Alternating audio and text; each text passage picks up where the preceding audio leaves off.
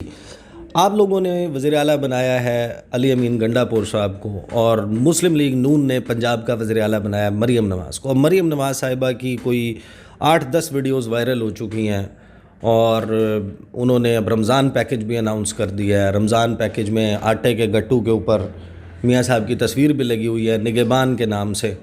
اور گنڈاپور صاحب کدھر ہیں؟ ان کا رمضان پیکج کدھر ہے؟ یہ جو نگہبان کی تصویر انہوں نے میاں نواز شریف صاحب کی شکل میں آٹے پہ چسپاں کی ہیں، وہ کم از کم رمضان کے مقدس مہینے میں نہیں دینا چاہیے تھا. کیوں؟ کیونکہ آٹا کھایا جاتا ہے، اور جس کھانے والی چیز کے اوپر یہ تصویر ہو، اور وہ بھی افطاری کے لیے، کیونکہ روٹی تو افطاری میں کھائی جاتی ہے، تو میں تو خود فکر مند ہوں ایسے لوگوں کے روزہ توڑنے کے اس عمل پہ. روزہ توڑنے کی بات کر رہے ہیں آپ؟ میاں صاحب کی تصویر والے آٹے سے کیا؟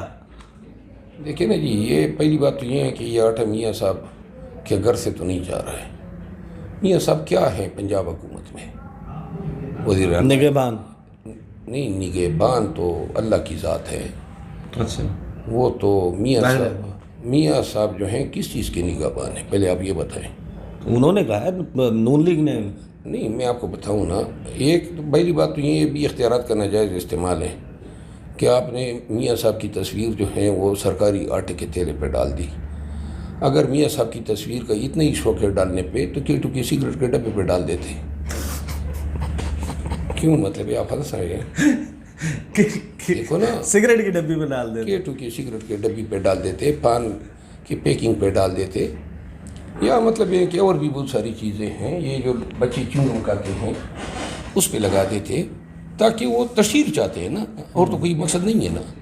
تو لہٰذا بچوں کو بھی پتہ چل جاتا کہ ایسی کوئی شخصیت بھی پاکستان میں ہے.